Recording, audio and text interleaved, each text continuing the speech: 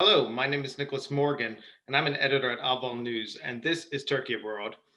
Joining me today is Dr. Zenonas Tziarras at the PRIO Centre in Nicosia, Cyprus. Zenonas, pleasure to have you. Good to be with you. Thank you for the invitation. My pleasure. So we've had some pretty significant news on the sanctions front in the last week now. First, the European Union had their summit last week, where they discussed the possibility of new sanctions against Turkey. And then on Monday, the United States moved ahead with the CAATSA sanctions over the purchase of the S-400, sanctioning members of the Turkish defense industry. So the first question I want to ask you, Zenonas, is how does this affect the current state of affairs in the East Mediterranean in relation to Turkey, taken together? Well, as you know, this talk about the sanctions is a recurring discussion, both with regard to the EU and the US. I mean, this is not the first time that the current presidency in the US is imposing sanctions on Turkey. We saw that previously with the case of Pastor Branson. But I think that this is changing things to some extent, but not perhaps to the extent that many people think. Because on the one hand, you have an EU that is evidently weak and unwilling to adopt a harsher stance against Turkey, mainly because of the many interests that are at stake. And the different dependencies that exist between Turkey and various EU member states of the EU, for example, Germany, Italy, Austria, and so on. So even France, to be honest, which is traditionally more, strict in terms of Turkey matters. So that's one thing, and the EU has demonstrated a degree of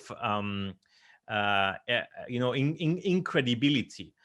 So it's not really credible when it comes to following through with warnings against Turkey. I mean, if we go and back and see the results, the conclusions of not the previous, but the one before European Council, we will see that what the EU warned that they would do to Turkey, or the measures that they would impose, depending on Turkey's behavior, they did not follow through this time. They only imposed, they basically added a few names on that list with the measures. So nothing to see there. Business as usual. Hoping that they will be able to maintain a working relationship, a functioning relationship with Turkey. On the other hand, you have, across the Atlantic, you have a different approach to things, but also a delayed sort of response from the US on this, because the CAATSA discussion has been going on for a while. And it's only, they only imposed the sanctions when things couldn't go any further. Trump had to sort of respond to the Congress demands, and when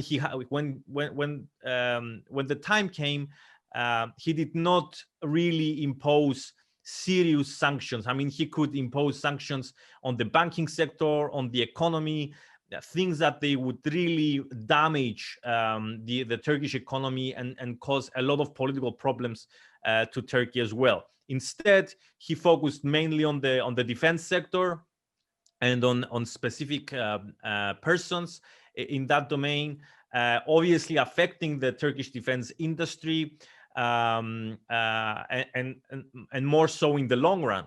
But at the same time, I think that the US is also trying to leave some space to Turkey to save face and maybe come back to the negotiating table and renegotiate or discuss both the matter of S-400 missiles, but other matters as well. So we will have to observe how things will progress from now on, and see whether the Erdogan government, despite their proclamations about retaliating and so on, might fall back and try to discuss things with the US, and particularly with the new administration.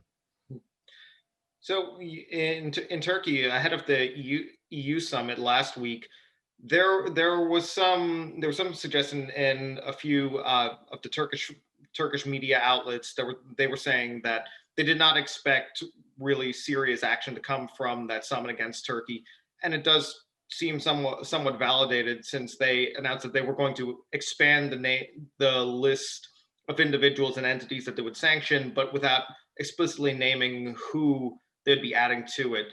And going into the summit, of course, we had France, Greece, and Cyprus particularly pushing hard for sanctions. But in the absence of anything more than a commitment to expand this list, how is this decision really being received in, say, Athens or Nicosia about the approach to Turkey? Well, I think Erdogan himself said that he did not fear EU sanctions, and as you rightly put it, they were right, and that's because of what I mentioned before. The degree to which the EU and various members need Turkey for different things. Right now in Nicosia and Athens. At the political level, this is promoted as some kind of a victory, not to they don't boast too much about it, but that's how they portray it. On the other hand, you have the social level, the public opinion that that does not like what's happening and what's going on, because they see the EU time and again taking this very light approach to Turkey, not being able to actually dictate the terms of the game and sort of manipulate, if you will, or affect Turkey's policies and stance. So there is a disappointment on that level in this regard. And I think this might, in the long run, have some sort of a political effect on the governments in the elections or whatever. But right now, I think most people understand that the EU is very limited in what it can do. Foreign policy has always been a major limitation of the EU, and I think this doesn't change. If you look at the conclusions of the latest summit, you will actually see that that they are calling for the US to be involved in this. So you can see how the EU is actually admitting that it is still dependent on the US to follow through on important matters of foreign policy. That's something that's really interesting too, because in a report I read in the Greek media, they were saying that even President Macron of France, he was persuaded by Germany in particular to wait on this round until the Joe Biden administration really settles into office or in the next year. But I have to ask, because we saw, at least under Trump, there was, or at least through Secretary of State Mike Pompeo, there was a lot of interest in the East Mediterranean issue from him, and he seemed to be trying to move the U.S. closer to the Greek position on the matter. But now that we're going towards this point where the EU is handing the ball to the U.S. on the sanctions front, what does it mean to you for them to essentially take this approach, to rely on the U.S. to take the lead on the sanctions front related to Turkey? Well, I think they just want the U.S. more involved. I mean, they understand that there is only so much they can do in regard to with regards to Turkey, and they understand that the U.S. is much more capable in applying pressure on Turkey and achieving political results. So I think they want to link sort of the problems of the two sides of the Atlantic in respect to Turkey, and they would also like. I think they also call for a different approach from the U.S. During the new administration in Washington. I think that's what they're calling for, and but to take another perspective, we should also see the US policy in the region. And I think that it hasn't really changed over the past years, even from Obama. And I don't think that it will change much in the next years.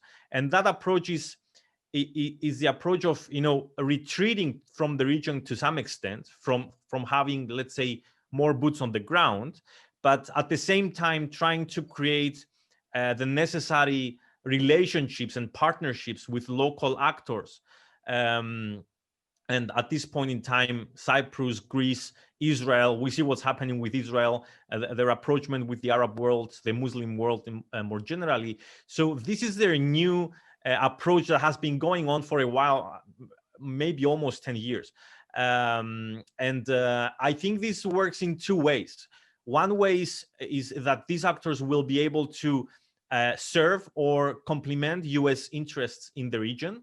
And the other way that this works is that it sort of creates, let's say, a stick logic vis-a-vis Turkey. So that they're sending the message that, if Turkey does not sort of come back to the West or adopt a different approach in dealing with the West, then we have alternatives in the Middle East and the Eastern Mediterranean that we can use at the expense of Turkey. And I think the EU is understanding this approach, and because themselves cannot really do it the same way, they're calling for the US to help them in managing Turkey. And do you think with Biden coming in, it could end up being more effective in that front? Considering, I imagine there was a lot of distrust considering Trump's close relationship with Erdogan, and Biden has a lot of experience with Turkey and in the East Mediterranean in general, from his time as a senator and then, of course, as vice president. But he's made it a point that he wants to strengthen U.S. alliances that he felt atrophied under the Trump administration. And at least Greece and Turkey are both part of NATO, and we can see the interest there.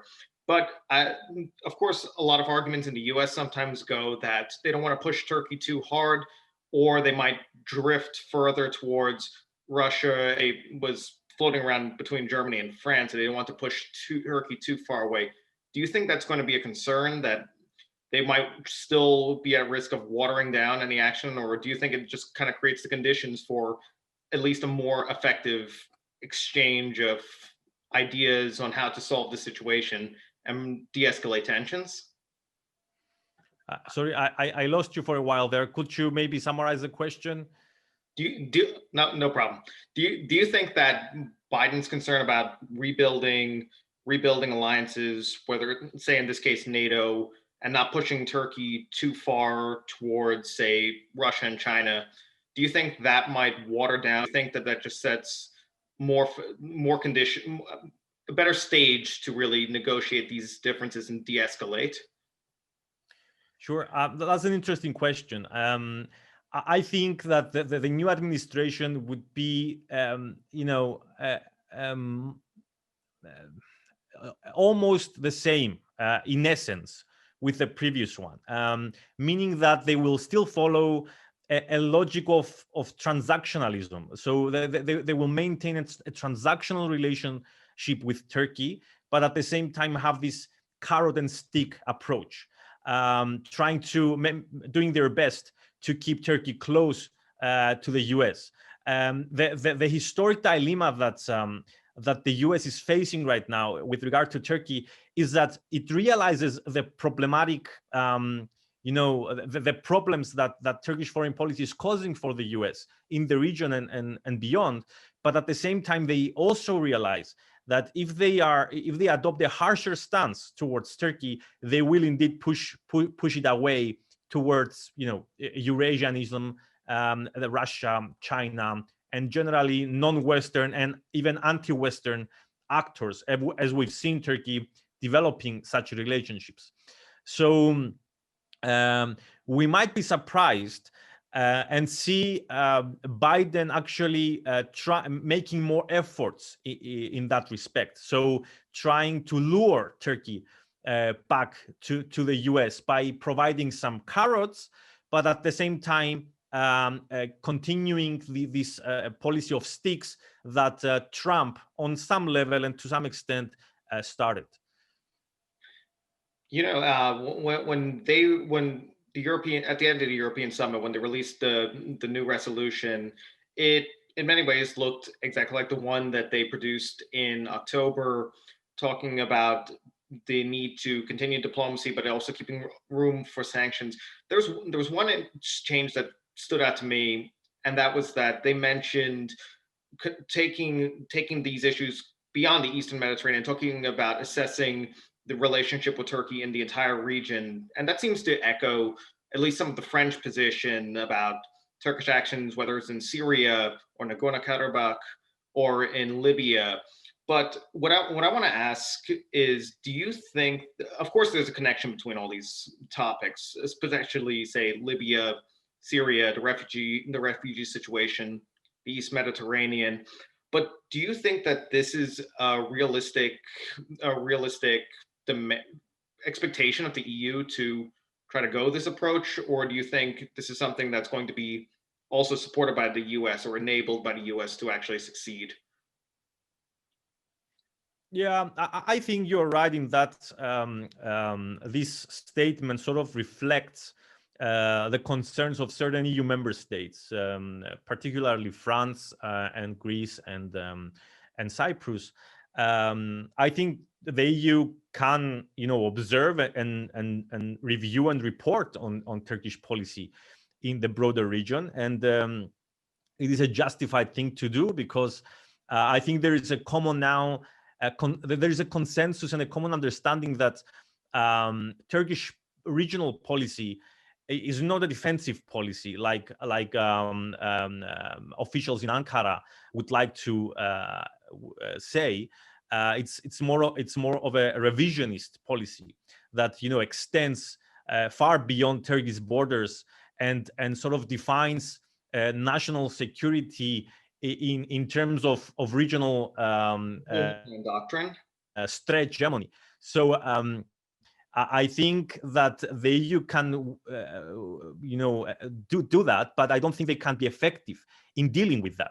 So the US comes in when we are talking about this, and they are more capable, as I said before, in dealing with this issue and this problem. But overall, I don't see how, at least at the time being, they will be able to limit or restrict Turkish actions in the area, because they are a bit too late. Both the reactions of the EU and the US are seem to me, at least, to be too little, too late, because Turkey is already out of hand to a certain degree. And there is only so much you can do to negotiate with Turkey, but not actually impose anything on Turkey. It's very difficult to do that at this point in time. So we'll have to wait and see how things will pan out in terms of managing these different relationships. One thing that Turkey seems to suggest, that they've suggested in the context of their relationship with the United States, at least, is that they would much rather prefer to, say, compartmentalize some of their issues, in many ways kind of like what they do with Russia.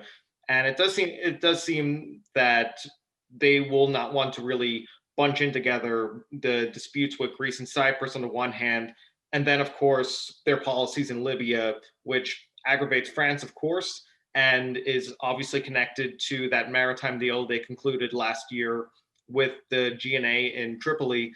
And it just seems like this approach, and they wanted to connect all these issues, it just seems like it would just have no momentum, that Turkey would not be interested in really tying all of these together. Especially, if I remember correctly, last week at the summit, they introduced a human rights framework for sanctions on the EU level, and Turkey's absolutely doesn't seem like it would be very interested in hearing about that from the EU or anyone anytime soon. Well, I think you're exactly right in that what Turkey is doing is try to develop these compartmentalized relations not just with Russia, but with many other actors. I mean, look at Turkey, Iran. Look at Turkey, Greece, Turkey, Israel, and definitely Turkey, EU. And now they're trying to suggest that this should be the way forward for American-Turkish relations. And I'm not sure that Washington disagrees entirely, because they also understand that despite the good relationship that Turkey and Russia have, there are also, points of contention and friction between the two that they could maybe exploit, capitalize on, manipulate, and so on. So they would be willing, for at least some time and to some extent, sort of tolerate these compartmentalized relationships to try and find little windows of opportunities that would maybe help them bring Turkey back closer to them. This was, I think we've already seen this to some extent, and we will probably see it more. And this was definitely Turkey's sort of wish and approach even before the US election. I mean, you could see numerous articles and opinion editorials in the Turkish press calling for that and saying that, we work with Russia, but that doesn't mean we are pro-Russia. We have problems with Russia, but doesn't mean we're anti-Russia. So we can do the same with the US. So listen to us, hear us. We have problems as well. We need some common understanding, and we can make this work. So I think this is something that we should be waiting to see in this relationship. Yeah, and there has been some hints that there's a receptiveness to that compartmentalization approach in some corners, at least Washington, including parts of the Biden camp. But it always just seemed, if we look at the relationship between Turkey and Russia, that they can separate their issues to a certain extent, but then they still feel that underlying competition. And say some of Turkey's issues with the West, whether it's rule of law and natural gas excavation with the EU, or the situation with the Kurds and Fethullah Gulen in the US, it seems like it works better on paper, the idea of compartmentalization, than ultimately in practice. Well, with Russia, it's a bit more complicated. It's not exactly compartmentalization. It is to some extent, but it's also some sort of a linkage between issues, right? So they face problems in one domain, and they have cooperation in another domain, but they somehow manage to connect issues and negotiate and bring everything on the table, and reach some sort of consensus, find some sort of a middle ground that allows the relationship to remain functional and working. But this doesn't mean that they've solved their problems. It only means that for the time being, they are in a position to manage their problems, and they're doing this much better than any other international actor has done it with Turkey. I mean, if you see what Turkey, Russia are doing in Nagorno-Karabakh and Syria and Libya, this is a historic, thing to see. I think the question to think about in the future will be for how long will Turkey be able to maintain this relationship, all the while is having this problematic relationship with the West and the EU. It seems that at some point, Turkey will have to choose between the two. But it seems that this is not Ankara's opinion. And it seems that Ankara wants to make its best to maintain an independent role between, let's say, the two camps of the New World Order, let's say the West and Eurasia on the other hand, and wants to be somewhere in the middle, pulling the strings in every direction. So we will see how that will work. You know, in a previous podcast, I spoke to Mark Galeotti, over at the Royal United Services Institute in London, and he suggested the reason why Turkey and Russia are able to communicate together so well is because, in the way to look at international affairs, it's essentially they're speaking a very similar language, and it seems that that language is just becoming more distant and alien between, say, Turkey and the West, especially in the more recent years, since last 5 years or so, that the gap seems to be getting bigger in a number of ways. Do you think that that common sort of like understanding of between the two of them is completely gone, or do you think that there's a hope, at least in Turkey, that they can actually put this back together in some way? You already sort of answered that with how Turkey wants the best of both worlds, but how realistic is that, in your opinion? Well, many people for a number of years now, I mean, maybe the past 10 years, have suggested that this is not feasible in the long run. But we've seen that that it has endured, right? Turkey is resilient in that respect. And I think that one reason this is true is because the international system is so different nowadays than 20 years ago, let's say. And there is space for states like Turkey, say middle powers looking to acquire a greater power status, to maneuver, geopolitically speaking, and be able to pursue their own agendas more freely without necessarily being subjected to the will of greater powers or traditional allies. So unless we see the US coming back strongly in international affairs as as the hegemon we once knew, and attaining a tight grip over its allies and different parts of the world, I think Turkey will still be able to maintain this, I call it this third pole role. So, you have West as one pole, Eurasia as another pole, and Turkey wants to become like a third individual pole in the middle. And I think it will be feasible for Turkey, at least in the near future. One thing that could hinder that is basically Turkey's own actions. So if Turkey, in fact, overextends and overstretches its power and operations, which it does not at this point, despite common belief, it is possible that it will create major costs to itself, and force it to fall back to probably the West, because Eurasia doesn't have as much to offer. On that note, this week Erdogan spoke to Charles Michel, and he repeated something that he said not long ago, that he wants Turkey to build its future together with Europe. But of course, that's going to require some concessions. And what I want to ask you is, what do you think Erdogan and Turkey might be willing to offer to change the situation and rebuild that future with Europe? Well, I think there's a lot of things they could offer, and a lot of things they could do, but it seems that they're unwilling to do them. For one, if Turkey was sincere about this, and wanted to appease concerns within the EU, they could simply, move on with domestic reforms in so many sectors, primarily human rights, democracy, and so on, and then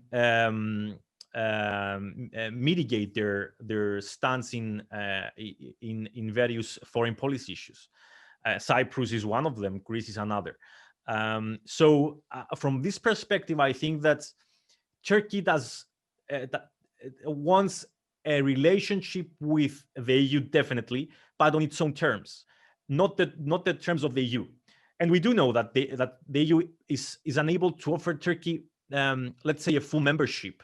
Even if Turkey did everything right, it would be very difficult to see something like that happening, because there are certain states in the EU that don't want that, particularly states like France and Germany and Austria and so on. But they do want a special relationship because there is a lot to be gained from such a relationship on a trade level, on a investment level, on a security level, and so on.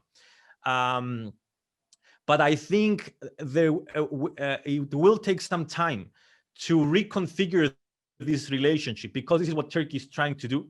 Basically, put the Turkish-EU relationship on a different basis, a basis that will not be as demanding as previously, in the context of the Turkish accession process to the EU.